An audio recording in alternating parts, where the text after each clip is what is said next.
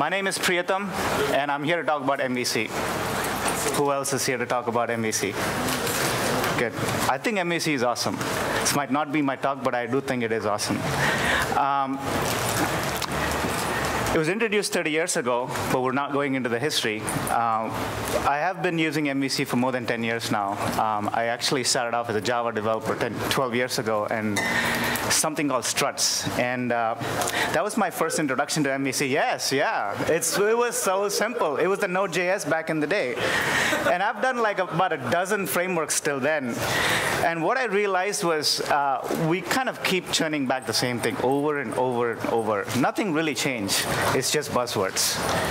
But there has to be something about React. I've been using React for about 1 year now, mostly in Clojurescript.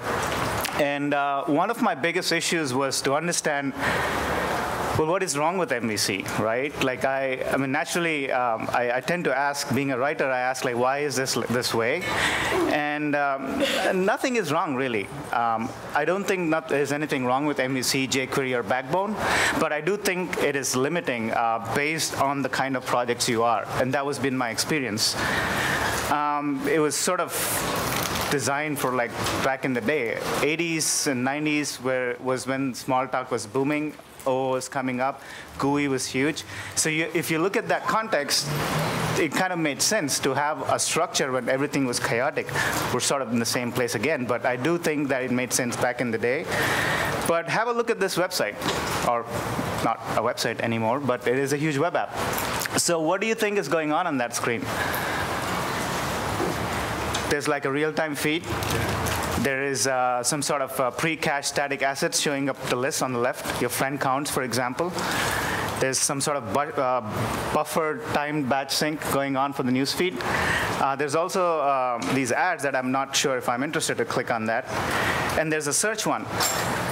Now, I'm not building apps at this scale, and I'm guessing you're not either, but there's something to be learned from this, right? And that's when I started to figure out, because my favorite language in JavaScript was actually, the library was actually jQuery. Who likes jQuery here? I think it's like, if not for jQuery, I would not be a front-end developer. That was pretty much my thing, because I still think I'm poor in JavaScript, but jQuery was awesome. So I said, how do we do this? In fact, I didn't do this. Someone blogged about it. I think it was one of those blogs that actually helped me understand the React ecosystem better, because I was mostly into Clojurescript. So I'm just going to paraphrase what he did, maybe with a few extra slides. So let's actually open this and see what it looks, how it looks like.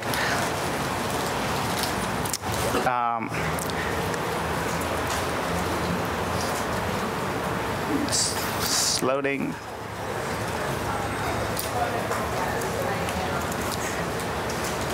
It's just a button. When you click it, it adds numbers. And if you say red, it shows red in red color, right? It's fairly simple. And what we have is 2 inputs, 1 output, right? That's how you would do. That's what I did, like, for a long time, right? On-click handlers, change things, done. It's so simple. I still do my website this way, actually. I don't use React. I just build it through jQuery. But things can get tricky. Let's consider this example. Right? In this example, we have multiple inputs. Actually, click handlers, many buttons. And when we add something, the words get added like a to-do list. And there's also an undo redo. Let's have a look at that.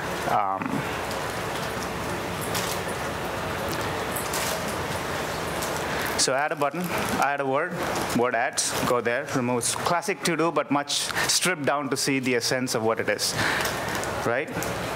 And I can go back. Hey, you don't need React. Who says you need React? This is it. Right? Then I was really impressed by the blog, of course, and I played around in Clojurescript version, but I did keep this example because I think it's more relevant for all of us. So then I looked up, like, what's so great about it, except it definitely doesn't scale, right? You have so many events and so many elements. You have m cross n. How do you scale that? Can we try this one?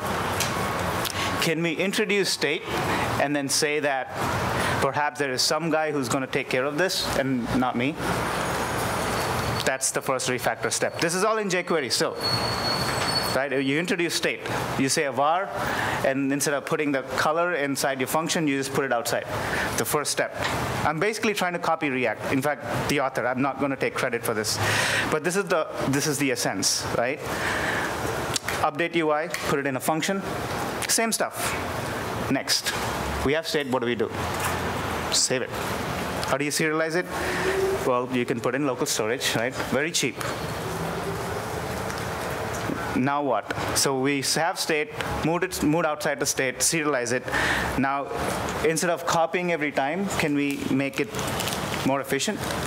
Turns out JavaScript arrays are actually quite efficient in copying if you use the right data structure to do it. But do you want to do this? Take a look at this example in which copying, in fact, I'm not going to name what this is. Most of you might be familiar with this, called immutable data structures. But this is kind of the beginning, where you have a list. And a new list is simply, when you add a 9 to the head of the list, it's pointing still to the original. So these are some of the tricks I found when I was working both in React and Clojurescript that might be saving you time, and it's more efficient. Same thing. So by pushing towards a state model where we put everything in state, optimize the state, use a nicer data structure, we can actually now preserve state on page loads. How many of you have struggled with the issue where you refresh your big MVC app with a form and then everything blows off? I've done that so many times. And so now maybe there's a way to kind of preserve the state and then save page reloads. It also helps you look at the users, because now you know which state it was in. And that's it. Well, this is grossly exaggerating, but that's how it looks. Back button, next button, have a history with the array, roughly, sort of an algorithm. Now, this is where React was promising a lot. React says it has this thing called virtual DOM. I don't know what is virtual DOM. So it turns out it's actually deeply embedded in this notion of give me a state, I will render it on a virtual DOM HTML. So this is how it looks like. This is actually not virtual DOM. This is optimizing rendering. So what I'm saying here is, instead of putting it inside of HTML, move the HTML inside JavaScript now. So now I have a single function that generates the HTML called render. Now update UI is getting the selector and updating that through that render function using that state. The nice thing about this is that you can call render state with that state. It always renders the same exact HTML, right? These are concepts of React, but now you're doing it in jQuery. The last one, and I will touch on this one towards the end as well, is persistent data structures. We can spend a whole day on this. In fact, I do have a workshop tomorrow on Clojurescript where I'm more than happy to show. Obviously, that will be the best place to do this. But the idea is, I'd like to concise things. This is how I learn, is that you have two elements, and one is a subset of the other. Now, internally, it's a tree. And if you think about it, they're sharing the same memory, right? There's a subtree here, and this tree is a subtree of that tree. So 5 essentially is the extra one, and everything else is shared between two. This is in my head, this is how I think, like 40,000-foot overview. So persistent data structures essentially gives you shared memory behind the scenes. It works on immutable data structure. So you can actually do this in JavaScript. Right now, we can do this. It's kind of ugly because you have to now start tracking things like this. Each node literally will be a key. It's a big JSON object you have to maintain, right? And you have to maintain the entire structure for that node. And for every addition, you have to maintain a previous next. I was in school back in the day. Sometimes I want to spend time on the application. So this is where I can see why this can be pretty complicated. Turns out, this is a problem that has been solved by someone smarter than me, obviously. And it is inbuilt in Clojurescript, and it is now a library in JavaScript ecosystem. Immutable.js is one of them. There are about 10 of them. So fast forward this 100 times more complex, more efficient.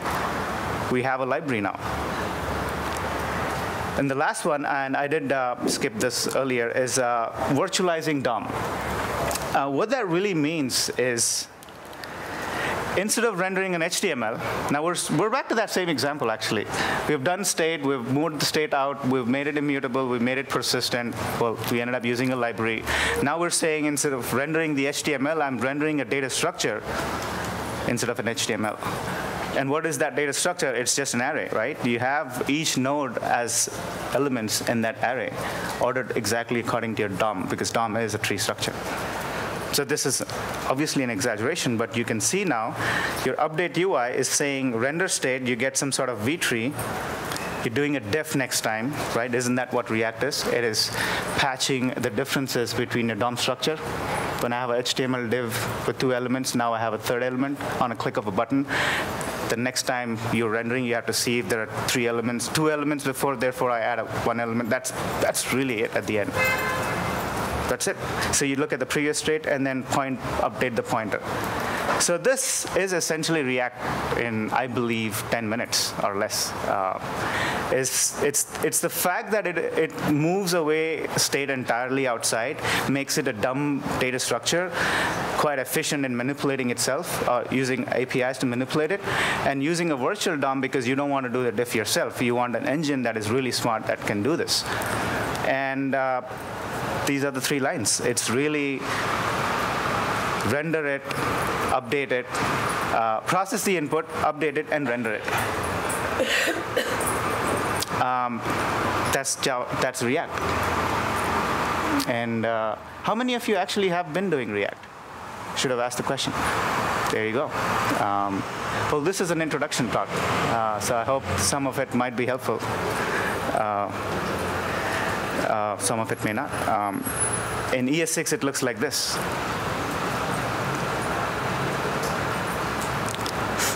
And what I learned from React is that it actually focuses on the 2 things that we discussed earlier using the jQuery example, is that it renders the UI from state and responds to user events. Those are the only 2 things.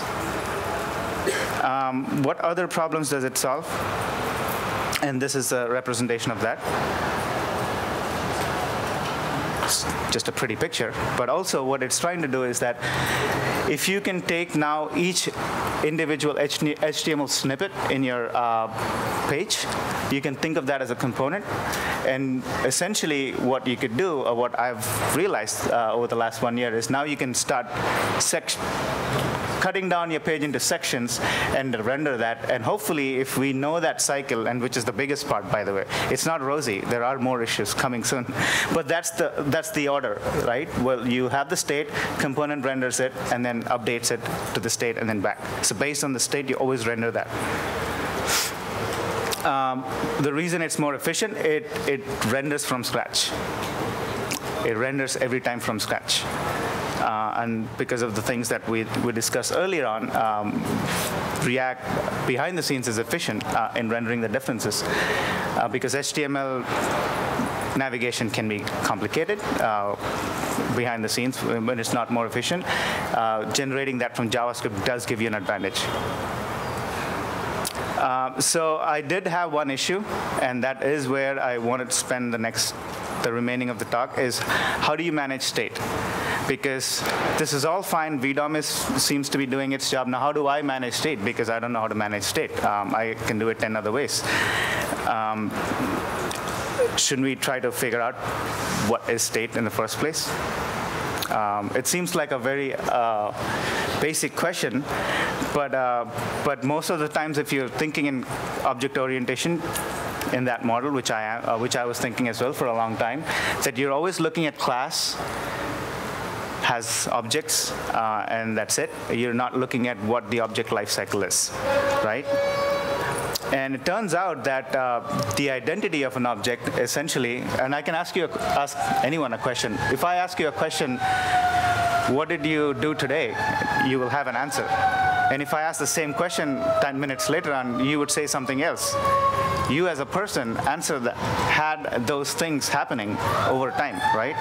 So state essentially is not one thing. State is like recording that events on that person, yourself, over time. So that's what it boils down to, is that an identity is just a succession of states. We're looking at that data structure we thought initially.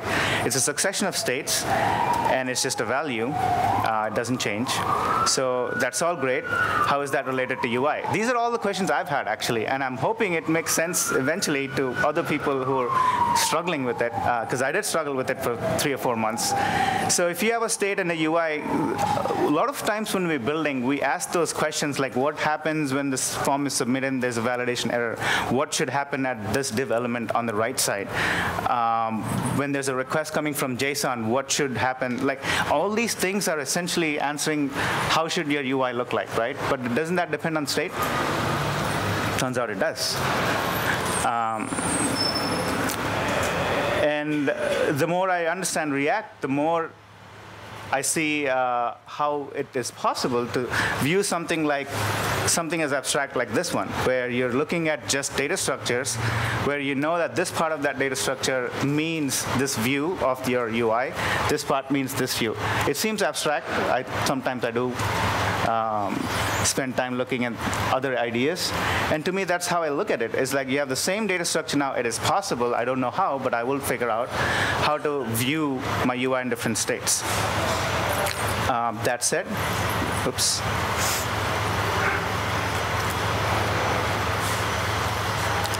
So at the end, when I tried to nail down, at least in my understanding, what MVC to me was, because my goal was to actually map or unmap MVC concepts and see if I could reuse those concepts, right?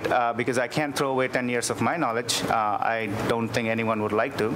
So how do I map it? To me, what I've learned is, like, if you look at model, instead of putting business logic, instead of thinking it as a domain representation, if we can go much more lower level, at the data level, at the JSON level, even at the JSON level, what does that specify, right? If you can look at that as a state that can visually represent your UI, that's the starting point. So instead of model, I think state as data is how React is pushing forward. It's not saying that's the way to do UI. It's one way to do it, right? Instead of views, to me, it's components. And remember render? Every component has one function. Just render. And it has life cycles to manage the hooks for the activities around DOM. But now, instead of views, I'm going much lower level. I'm thinking of small components instead of views. It's actually more object-oriented, more object-based, and then I'm looking at them as rendering themselves using a single function, which accepts the state as an input. And third, which is the difficult part, even in most languages, because there is no answer. How do you now communicate with components? So to me, that's how it is. MVC is great. It does give you a structure, but if you boil down, most of us are actually trying to address some of these problems. Is how do you manage state? How do we build small components? So instead of looking at a bigger picture, now we're focused much more on elements, and perhaps we can optimize and be more efficient in these aspects. There are other problems. I am not an animation expert over here, but is there anyone into CSS3 animations? Because it's something that I think that's exciting, because I did say life without MVC, but life without MVC doesn't mean that you're not building UIs. You are now open to other ideas. And I think CSS Flipboard team has done something really cool. They've actually used React, and then instead of using DOM, they put it on Canvas, because the request animation frame has a limitation, and because React was actually slow for their requirements, they just implemented an entire new stack on top of React. And you can do really cool things, because now you can start optimizing on the critical render paths, because you have, again, those three things, state and components. You're actually looking at a very low level, and that gives you a chance, at least some of us who are into that level, it gives us chance to now see what could be optimized, for example, using the CSS3 layout specs in a really large table GUI, right? So it's possible to look at that in isolation, because, again, a component is simply a representation of state. You open a Chrome debugger, you will be able to see how many times it's being rendered, right?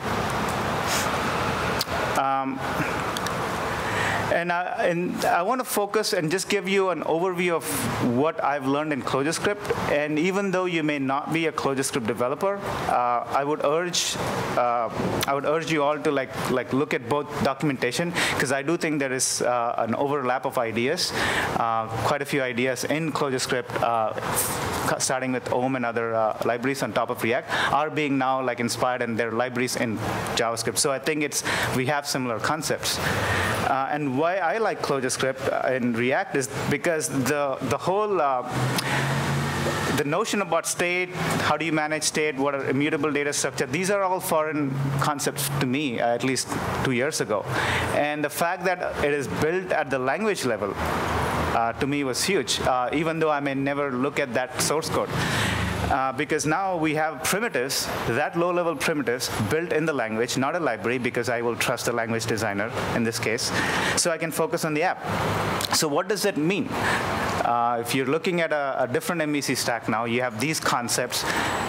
Should I pick a framework? Should I pick a libraries? But these are the things that I've learned while using multiple libraries, actually, not just one, is that diffs are more efficient, especially in Clojurescript, for reasons that it is immutable data structures. So it means that you don't have to check the node, each and every node value every time, because you just check the identity. The other things that are nice is that batched updates.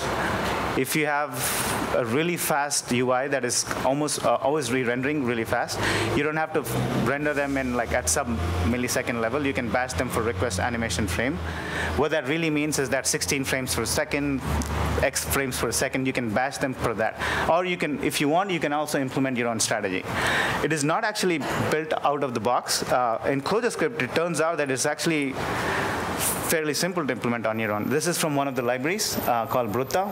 Actually, I would recommend this if you want to just learn how Clojurescript syntax is. It's less than 100 lines library for React. It's really elegant, and this is how it looks like. And you can see there, I'm mounting a component, and it's on request animation frame. And the brackets there just says that it's a function call. So, but with regards to state management, cursors has been a concept that has been popularized by Om, but it is now available in JavaScript. If anyone used it, please happy to recommend which you think is good. But the idea is, if you have state, I'll try to repeat this because I keep saying this to myself because the MVC took a long time. It took a long time for me to get MVC out of my head for these kinds of apps. So to me, global state management was a whole new thing. But what it essentially means in libraries which give you cursors is you can have components manage their own state in a global data structure. For now, we can think of that as a JSON. In Clojurescript, it's called Atom. What it means is it gives you access. It gives you a pointer access, like in this example. It gives you the components on the bottom can be accessed. Can access their data in this global map. It restricts that using a pointer concept called cursors. And all this to me means that there are much higher APIs that I can deal with. I don't have to invent all these things on my own. I can use a small library and use this as my building blocks. It's the same concept that I just said. Big map of data, you can have small components, and if you have restricted pointer access to the top, you can now push data to that. Right? There are other things, but I am running out of time slightly. But there are the things. The reason I mentioned these overviews is not that we all understand this. There are a couple of things that I picked up last month. The reason I'm bringing this up is I said earlier on that why not MVC? What's wrong with it? There is nothing wrong with MVC. The fact that these concepts are actually coming out means that there are new ways of doing things now. And why would you want new ways of doing things? In my experience, I noticed that if there are smaller and smaller libraries that do one thing and really efficiently, I can now rely on those libraries. For example, in state management alone, there are a dozen libraries, both in JavaScript and Clojure. I can do things like mixins, which is huge in SAS. Like, I like the concept of mixins, which is not necessarily available either in JavaScript or even Clojure. Now we can have state management in this library called rum, which gives you much more lower-level building blocks to do state management. Say that, hey, I want a static state management for this component, whatever that means. You can read the docs, and the docs will say that just give this state to this component. It will just render it all the time, but no other person can update this component. That's the specs. It's like a plugin. So I use that as a mixin, and this is how it looks like. And the idea, the reason I share this is because I can now start picking libraries like this, small libraries that do this, and if I focus entirely on state management, and I can start building my components rather than relying on having an entire model up and then having controller logic, which is fairly imperative to decide how to build your state. This is another example. I do have a to-do at the end, but let's see if we have time. And the third thing that I found is that I never mentioned templates. Right? How many of you who are doing React miss templates? I certainly missed. The nice thing, JavaScript obviously has JSX, but what I've learned that if you have something like React, which does not enforce you a templating language, but enforces you that you must try to build HTML as much as in JavaScript as possible, then you can write your own template language, or you can bind other templating languages. And I'm not making this up. Google actually released a competition to this a few months ago, which is a similar concept, but completely different. And this example is important in Clojurescript community because in CLJS, I can write templates in 3 different ways. I can write pure HTML and let React library process that. I can write all HTML in Clojure. JavaScript, React, you can do that too. Or I could do my own templating language. And again, I wasn't able to think like this in MVC stacks. It just opens doors for new ideas for me. And I do want to end this with a few things that I mentioned earlier that, like, to me, it was like this whole big storm coming in, like this React, what is React? Like, I love MVC, but slowly, after about a year, it takes time, and I'm still like picking up a few things. What I've realized that life isn't that much different. It's actually coming back full circle, and there are some really interesting things happening, and that is why I think it's worth checking out, because now there are libraries coming up. Facebook just announced this thing called Relay and GraphQL. Clojurescript had this thing called DataScript for a year now. Actually, sorry, 6 months. What we're doing now is take the same example of state management. I'll tell you how it's all full circle, at least in my head. We said that state, we'll put state, we'll put data structure, we'll give a more rigid functional programming concepts, we will manage state. All this is good, but I miss my database. Someone said I miss my database, and they put the entire database in the front end. Client-side in-memory database, that's where it's headed now. And I don't know, but in MVC, I wasn't thinking this way. Right? In MVC, I was fairly structured, and it did solve certain kinds of problems. The fact that someone is even thinking and coming up with these ideas, and it's actually fun. I will show that small example where it's an entire to-do app in 200 lines or less with a full query engine in memory in the client-side local storage. I think this is fun because now I can work with the same concepts as a backend engineer with database concepts. I don't think it was possible in MVC because we were not specializing in state management, right? This is how it looks like. There's a dispatcher, and remember, we had the storage, this big immutable data structure. Now we want to make it much more refined because you have a very special problem and you understand how your UI looks. Let's say it's an established enterprise project. So now you can have database concepts in it. You can have logic, queries, actual queries. You can have server sync. This is actually happening with Couchbase and other things. But now you can do it in JavaScript or Clojurescript in this case.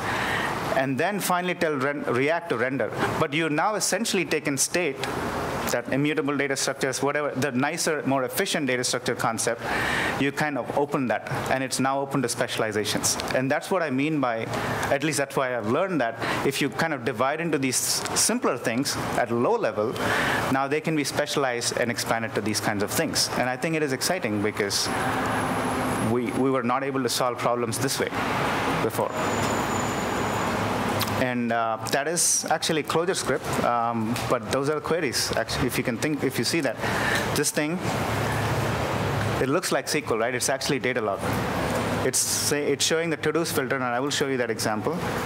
It's saying to-dos on that view, show it by doing query on my in-memory local storage database. Plain old query concepts.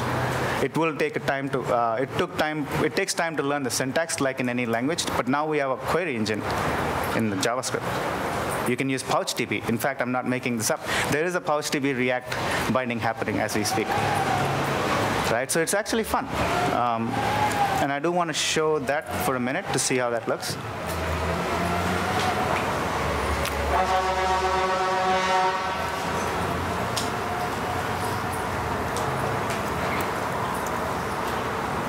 So this is a demo put, let's see.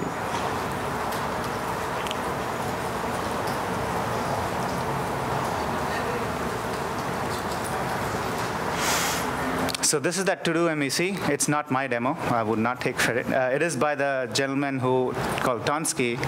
This guy has been doing really cool stuff last 1 year.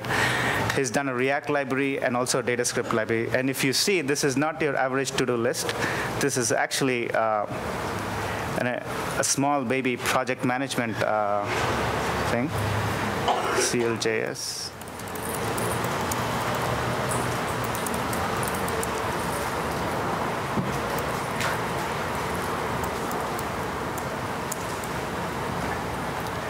So you can see that here. I'll show you the console. It's serialized. It's obviously serialized to local storage, but once it's serialized, as an entire transaction is serialized, stored in JSON in local storage, it's a matter of syncing with the backend server, right? Firebase, Couchbase, all those concepts. As you can see, this is actually a full-fledged app.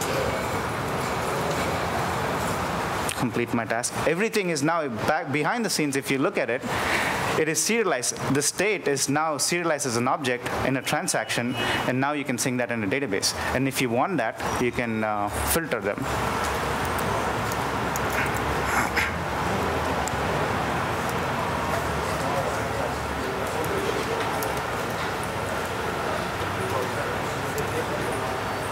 So you can switch. Oops. And the code, it's called DataScript, and this is the to-do app. It's actually presented in the DataScript GitHub. So if you look at the source code, and sometimes when I look at source code in a language that I'm not comfortable with, the first thing I look at is that, okay, how many lines, right? Is there a namespace? Is there a module? How many lines? What are the dependencies? So if you see this, they're actually, it's just a utils, so we can actually ignore that. These are also utils, but the real one is actually about 300 lines.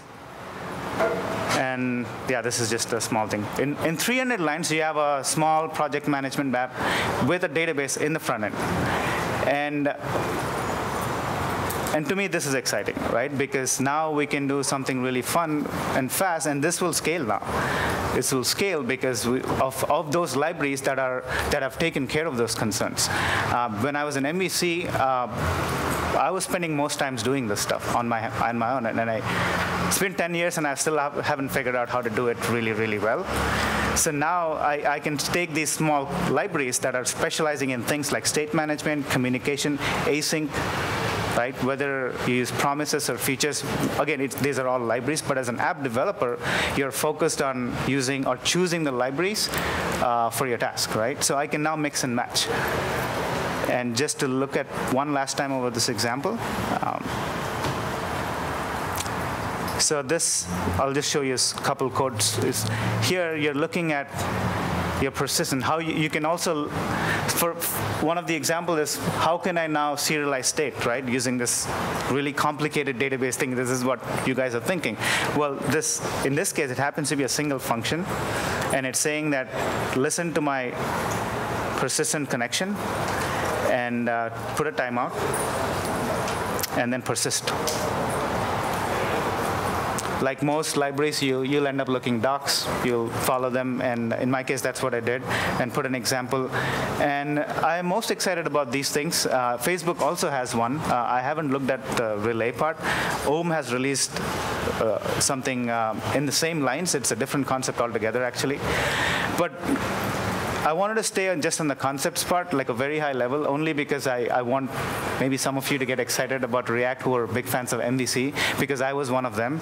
And to me, the fact that now we're able to not only localize and specialize in state management and how they communicate, which are essentially what UIs are all about, design being a completely different orthogonal but important concern, I think it opens doors to new kinds of UIs. If not the expected, the more rigorous dashboards that we're used to. At least that's what I built before, like, much more complicated CRUD apps, query stuff, dashboards. And now we're opening to new things. We can have a much better persistent query dashboard if you want, I think. And I think I'm running out of time, but I will end with this guy. That I haven't had fun for a long time, but ever since I started learning new languages, one of the things I realize is I'm always obsessed about connecting my past learnings, like overthinking MVC to my new stuff. So my two and a half years of functional programming and other things that I've learned, I do get excited again because it's actually not that different. They're not that far off from what they were before. They just need a shift in thinking. That is how I learned anyway. And as I said, and I hope I was able to communicate in at least 2 of these slides, that MVC boils down to basics. And React is taking advantage of the fact that it is all about state management, and we'll put that in a data structure, and we'll manage that more efficiently. And libraries like Clojurescript, languages like Clojurescript being a more functional programming language, with the more functional programming language paradigm, they take advantage, and then they push the boundaries. And to me, what it means is I can build apps faster, because that's my only reason. And I can build apps faster if I can look at code base and then learn something quickly, because before I could not. Like, those are things I'm looking for, and I think it's exciting. And I hope you are too, because